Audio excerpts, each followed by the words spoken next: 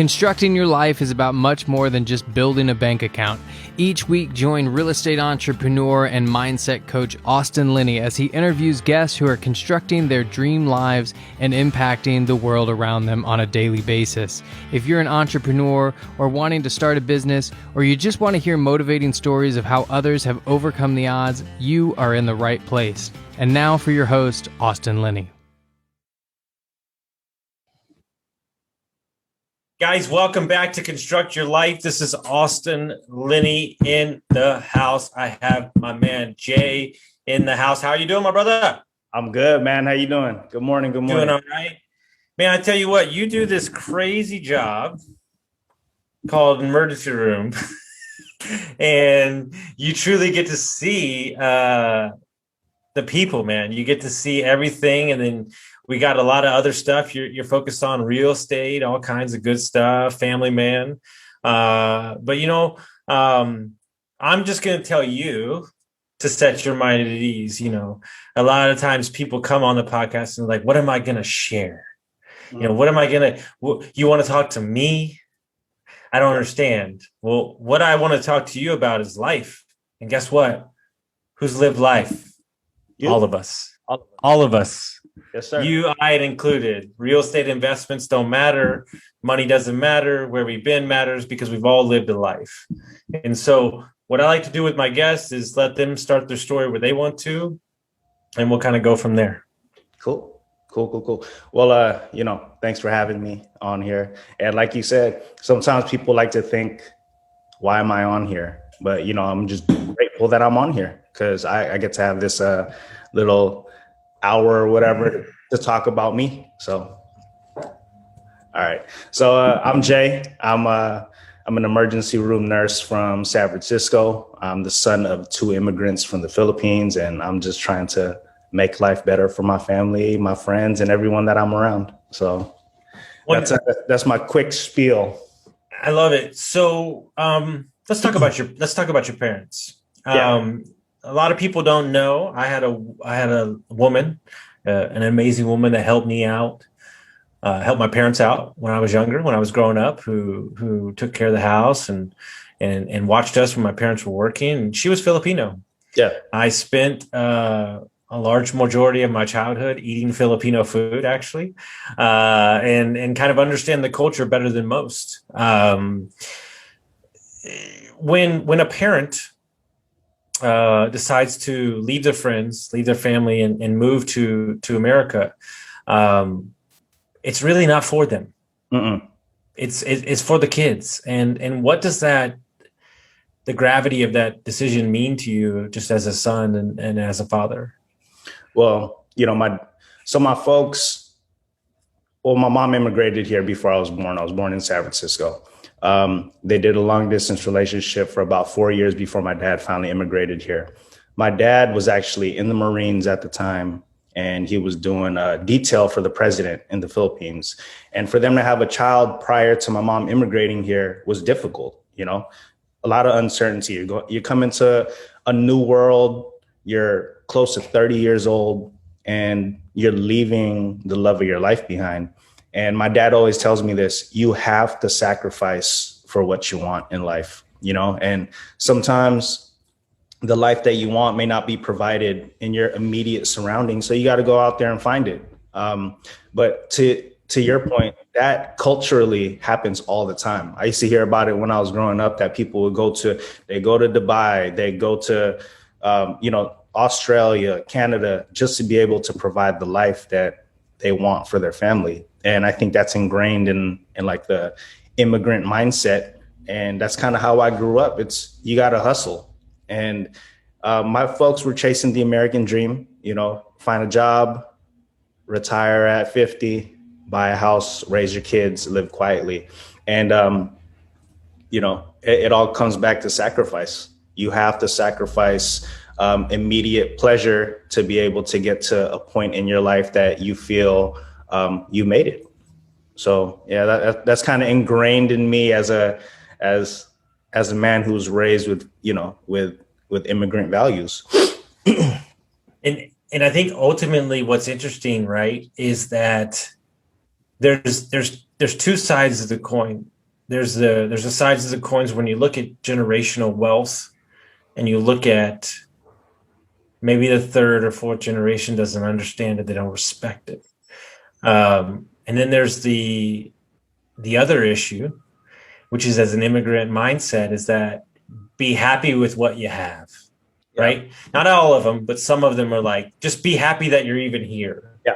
Totally. But then there's somebody in the family, right? You, your wife, that think bigger, right? Yeah. That think, no, we can support the whole family. I can truly change the family tree and stuff like that. And so it really takes, for lack of a better word, of maverick, a Renaissance man to think bigger. And I would imagine you have a great job, you love your job, but I would imagine that's where real estate probably came into your foray when you were like, yeah, I love my job, but I know there's so much more I can do. So talk to us about the journey of finding, wanting to learn about real estate and how that came about. Yeah. So, as you all know, we've gone through a pandemic, and that kind of was my aha moment. I remember March of 2020, one of these doctors that I respect actually gathered us around the nursing station.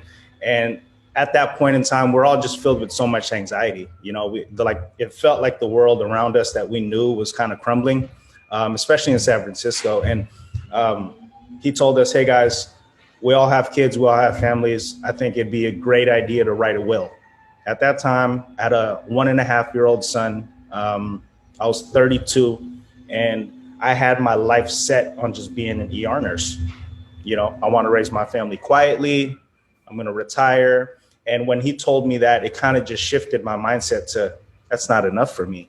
I'm not going to concede my life to some global pandemic and write my will for my son because of fear that I may pass away. I remember going home that day. I was stuck in an 1.5 hour long traffic. And I was thinking, what do I leave my son? And what do I leave my wife and my family? And it all came back to not money, but what values can I leave? And how can I leave those values to my son? And it all came back to just buying back my time. And that's what set my journey to looking for like passive investments. And I'd always been interested in multifamily investing. I'd listen to Bigger Pockets. I'd listen to multiple podcasts to and from work, read Rich Dad, Poor Dad. I just didn't know how. So that's where my journey started, was how do I do this? And close to a year later, I joined mentorship. I joined a mentorship program. I'd been networking up until this point. And, it's just my journey into figuring this thing out, because I really, truly want to buy back my time. And initially it was very self-serving. I'm like, I just want to make X amount of money so I can get out of my job and I can spend time with my family. But the more that I go through this, the more I realize that you do truly have to be a go-giver. So that's why I hop on these podcasts, because I was that guy that was listening to these podcasts. I didn't know where to start. So if I can show people that this is what I can provide to you, that you don't need to have anything under contract just yet, but as long as you're working at it day to day, that your experience is valuable. And I feel like my experience early on is valuable to some people because that just may be that spark. We are a society by nature of judging and perceiving and looking and casting hopes and dreams of wanting somebody else's life, right? And if we can just fall in love with the process, if we can fall in love with the daily habits, if we can show up for our family, if we can show up for ourselves, more importantly, every day, then the rest of the stuff will take care of itself. And so as you dive into the Jake and Gino community and other aspects of stuff like that, and just things in the short amount of time that you've dove into this world, what have you learned about yourself first? We'll start with that question. What have you learned about yourself? I learned that you need to be gritty, like waking up early in the morning is not easy. working on self-growth is not easy. But the most important thing that I've learned is you need to have positive self-talk. You have to talk to yourself in a manner that is kind to yourself. You have to constantly keep thinking of ways to grow and to push yourself, to move the needle. And that's one thing that's been true since I started my mentorship back in October. I remember someone telling me, you have to move the needle. And whether it be big or small, as long as you're just moving towards your goal. And that is one of the most important things that I feel like I've appreciated about this whole process is just the want for growth, right? Because it's so easy to just be in a fixed mindset where you can just be okay. And that's totally okay. It's okay to feel comfortable where you're currently at. But for me to get from point A to B, in my mind, I have to hustle. And if that means I got to take calls after a long day's work, take calls right before work, study after I put my son down, educate after I've had a date with my wife or spent time with family. These are all things that you need to do. And these are sacrifices that'll get me to, the life that I envision. So, and you also have to unlearn things that you grew up with. You know what I mean? Like these things are packed on you when you grow up with, your folks tell you, or just people tell you, you just need to find a good job. And after about 40 years, you'll be good, and like when that's been ingrained in you and that's like the only idea that you have to venture out for more. So just a curiosity for more, striving for more. And like I said, the grit, you got to get gritty. And then I think something that's super important. I think this is kind of what you're alluding to is understand that nobody's coming to save you. Mm-hmm. And the ownership of where you are or where you aren't, whatever the hell that means, is ultimately on you. Mm-hmm. And, I say it because it's so poignant and I got some text from you. And by the way, I sent that to Kevin and he was like, hell yeah. We just for anybody what we're talking about, I did an interview with Kevin, a gentleman who runs a couple funds. And I think you took some big takeaways from that interview. It'll be released out in about a month. Just kind of what was your kind of takeaways from that episode? The biggest thing, you don't know what you don't know until you look for it, right? Like when you're brand new to things, everything is kind of bombarding you with everyone is bombarding you with information. It is my job to be completely unemotional and filter out through all the information that I'm getting and just figuring out what works for me. Like I don't want to leave one rat race just to jump into another one if it doesn't make sense for me, and through the year of education, through the year of networking, I'm just trying to figure out what works for me, what works for my lifestyle, and how I can water the plants around me, like what makes sense for me. How can I buy back my time? Because ultimately, if I'm going from one job to another, and yes, I may love the job that I'm in currently, but it may not be providing the lifestyle that I envision for myself and my family. Why would I jump into a different lifestyle that will provide for more, but will ultimately make me not unhappy, but unfulfilled? And I think that's kind of what I'm trying to figure out in my journey is what fulfills me. How can I help other people? And how can I buy back my time? Because that I think right now is one of the goals. But yeah. And it's interesting because I think, and I see this every day. A successful doctor says, "Oh, I need to flip houses," mm-hmm. right? And or I need to syndicate, and I'm like, "Well, hold on. All you're doing is exchanging a really high-paying job for another job." Yeah, totally. And I get that it might be your thing. So one of the things that I want to champion is that not everybody needs to be an entrepreneur. Passive income is actually really cool. And what I want to make sure that everybody's doing, anybody that's listening, is it's lifestyle. Mm-hmm. It's lifestyle, guys. It's dipping your toe in enough pools to understand which pool is yours. And then it's creating the mechanisms as you work backwards to do those things.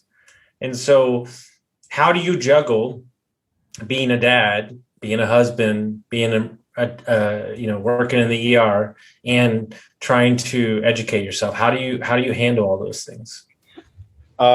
It's first with a mindset of having to do it, right? Like nothing to it but to do it is what I tell myself, because these things, like you said earlier, these are things that I have to do, and when I'm in that mindset where you need to do it, then it'll just get done. But with balance in mind. And I know that I've spoken to a lot of people about that. And it's so easy to just get caught in the weeds and just forget about everything on your path, because you just get so tunnel vision that I have to be mindful of the people that I'm around and the people that I'm doing it for, because I remember when I first started off my career, I was so eager to start my career that 10 years goes by and you just forget about the journey, right? And I actually remember this day vividly. It was back in 2009, and I was so eager to start my career and wanting to get into nursing. 10 years goes by, and we're in the middle of a pandemic, and I'm in the ER, and this is everything that I had envisioned for myself minus the pandemic. And I go, where did time go? And all these beautiful things, all these beautiful experiences, relationships that I've gotten into had stemmed from it, but life just passes you up, and that probably isn't answering your question, but as I move into this and I transition into this new portion of my life, there's so much more value in experiencing the process, like fully experiencing it and understanding and being grateful for the experiences, whether they be good experiences or bad experiences, but just reframing my mind to thinking, I'm here because I get to be here. And I know we spoke about that, and just being grateful for being here. And I think too many times, especially as a new investor, as someone like myself who had never been an entrepreneur prior to now, there's so much focus on success. Yeah, I have to be successful. I have to do this. And this is what makes me successful in other people's eyes. But in my eyes, if I'm grateful, if I'm happy, if I have peace of mind and my family's good, then I'm flourishing regardless. And I get to walk through this experience with the people that I love and care about, and also build new relationships upon that. So yesterday we did a podcast with Mark and Anthony. Anthony said this to me, and I swear to God, we almost stopped the podcast because it threw me off, man. Yeah. He said, we were talking about the news. Mm-hmm. And he said, the problem with the news is that you're watching the news and you don't understand that there's good news all around you. Yeah. I'm here. I'm grateful. I'm breathing. My kids are healthy. He said, it's all in front of you, but yet you're looking outside somewhere else. And that's the issue. It's all internal. Everything is internal. Am I fulfilled? Am I helping others? Am I working out? Am I eating good? Am I learning? Am I growing? Because it doesn't matter if you make $1 million, you're going to want to make $2 million. It's true. The to-do list is never going to go away. So you have to change the way that you view the world. And sometimes the grass isn't always greener. Like when you talk about the news, you kind of forget. People are so fixated on what's next, what's surrounding me, how is this affecting me, that they completely forget about the people that they're surrounded with, Mm-hmm. The love, exactly. The support. Exactly. Right? Like, you can be stuck on CNN or Fox or whatever news channel you watch, and it may be good or bad news. And sometimes it can just say the weather's 75 degrees outside. There's not a cloud in the sky. And then you know, you have your son on a trike or your son's watching TV right next to you or on an iPad and stuff. And that in itself is beautiful, but people are so fixated on what's outside, the external forces, you know, that they forget to water the plants that are around them. These are people that you love and care about, that love you unconditionally. And then there's things outside that are just shaping your mind and shaping the way that you think and feel about yourself. And that's one thing that I've always been mindful of is don't let external forces shape who I am. I shape who I am. And my thoughts shape, and my thoughts will always shape the type of person that I am, because ultimately, this goes back to legacy. I want my son to view me as a man who's strong, as a man who's gritty, gets after it, and is also positive, has left a positive impact on people that he's come across. You know, and I think that says more about you than $500 million, you know, to me, at least. I mean, people may not agree with how I feel or view life, but that's what's important to me, is the impact that I leave on people that I love and care about, and also people that I come across. And I know we spoke about this in the past, but I know I'm going to get into a deal. I just have to work at it. I know that through time, I get to build a really cool real estate portfolio, a really cool investor that's knowledgeable, but all that stuff takes time. But everything will always come back to, am I being the man that I need to be through this whole process? Am I being the investor, the balanced person, the best husband that I can be through this whole process? So I get to that point, but also experience my family and my friends and meet really cool people. I love that. And something that you've been dipping your toe into,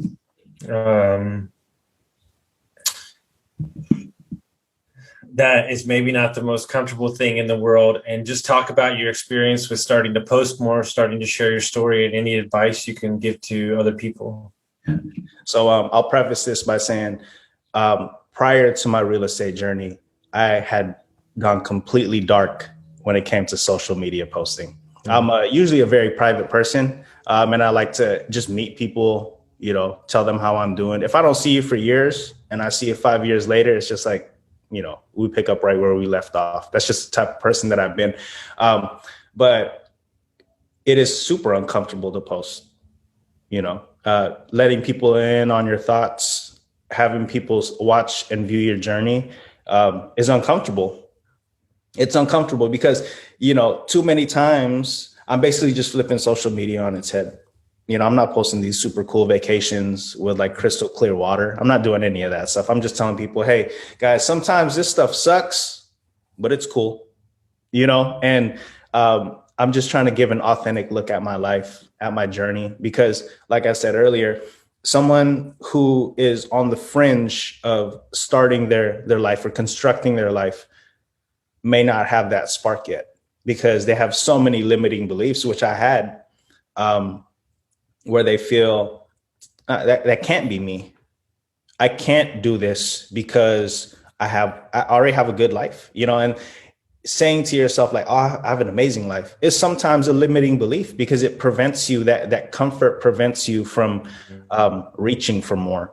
And what I'm trying to do is I started a Twitter. It's called Mastering Multifamily Real Estate. And it's practically me, a newbie, attempting to master real estate. And you get to follow me through my journey and my Instagram and Facebook. And that's basically me just trying to walk people through the journey of mastery, because, you know, we spoke about this earlier. I can't get into the NBA shooting 2 jump shots a day. You got to get uncomfortable. You got to wake up early in the morning, dribble the ball, shoot 1,000 shots a day, you know, play against the best competition to get to mastery. And that's what I'm doing. I'm just putting in my time. I'm just clocking in for work. And sometimes work may not be the best, but you know, you still got to clock in, right? I think you just gave the title to your podcast you're going to start. Cool. I mean, you know, and at the end of the day, for my advice to anybody out there, right, is one of the reasons I have the podcast. One of the reasons I put on live events is I want to explain to everybody that everybody has a story. regardless of where you are, regardless of how successful you think you are, and regardless of what you've been through, if you share your story, if you share it authentically, you will find your people, and you will understand that if you affect one person or change one person, then you're creating the space necessary for you to learn things about yourself and for them to get better, and so on and so on. So, I really hope that everybody listening, whatever you wanted to start, and the thing is it doesn't need to be Instagram. It could be a blog post. It could be a Twitter account. It could be whatever the hell you want it to be, a YouTube channel. It doesn't matter. It doesn't matter, because what it also does for you, that's a byproduct of it, what people don't talk about enough, is it's a clear marker in your life. Meaning, if you're having a bad day, you can go back and listen to the first episode and you're like, dude, who was that guy? Oh my goodness. Like, I've leveled up so much. And it just creates that space where it gives you a reflection point. And as you move forward, I always love this question. What advice would you give to, what advice, as you sit today, would you give to the gentleman that was riding home in the car that day after that will conversation for an hour and a half in traffic? What would you tell him, even if you're here at this point? Get started. Because you can only sit on your hands for so long, because everything, I think my biggest fear in the beginning was, how's this going to look for me? What's my life going to look like? And even though that experience that I'd experienced was so uncomfortable, because it helped me, it was super uncomfortable in the beginning. When someone tells you that you get a grim reality check, someone gives you a reality check and they say, hey, this is your life. And that's a tough pill to swallow. At that point in time, when I was driving home, I just needed direction. And the direction, I needed someone to point me in a direction. And I didn't know what direction I needed to go in, because if I knew what direction I needed to go in, I would just say, just start. Who cares? Just figure it out. You gotta just jump in deep into the pool and just figure it out. And I think you can't get to where you want to get to if you don't start.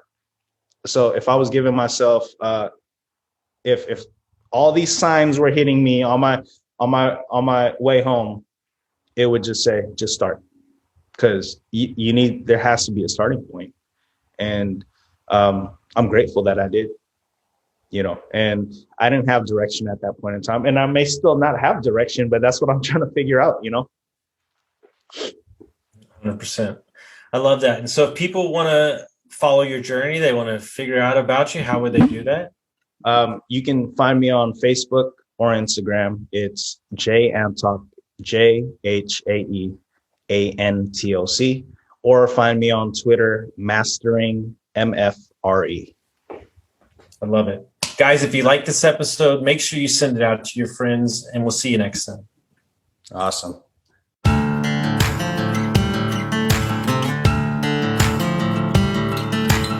Thank you for listening to Construct Your Life with Austin Linney. If you enjoyed this episode, be sure to rate, review, subscribe, and pay it forward by sharing with a friend. Most importantly, take this opportunity to start constructing your life by taking immediate action on what you learned. For show notes, resources, and more information on one-on-one coaching with Austin, visit constructyourlifepodcast.com.